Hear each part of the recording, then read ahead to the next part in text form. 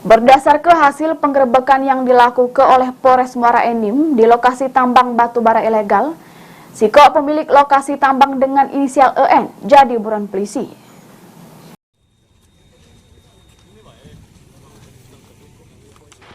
Penggerebekan yang dilakukan Polres Muara Enim terhadap tambang batubara ilegal berhasil ngaman ke 30 wong serta berbagai jenis barang bukti. Dengan menyisiri 5 titik tambang ilegal, mulai di Desa Tanjung Lalang, Desa Penyandingan, sampai ke Kecamatan Tanjung Agung, Kabupaten Muara Enim. Kapolres Muara Enim, AKBP Andi Supriyadi, nyebut ke dari hasil pengembangan pemilik lahan yakni EN, sudah dinyatu ke buron.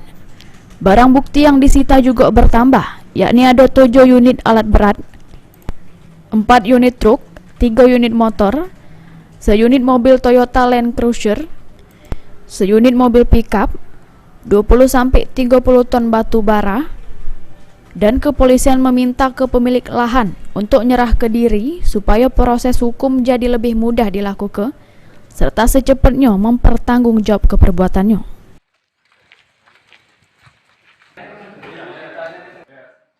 Yang kita amankan 30 orang, nanti kita akan dalami peran antara orang per orang. Makanya saya bilang penambahan tersangka lainnya yang sudah saya sampaikan tadi, Pak. Saya bilang aja endang kayak gitu, supaya yang bersangkutan tahu dan keluarganya tahu, ada yang melihat untuk segera menyerahkan diri ke orang endang itu banyak, pemilik alat berat, pemilik lahan, ya.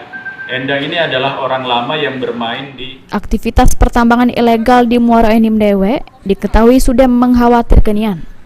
Selain berdampak pada lingkungan masyarakat, tambang yang dikelola oleh oknum masyarakat cukup membahayakan karena mereka menggali tambang yang berada pada tiang sutet PLN. Mardiansa, PAL TV.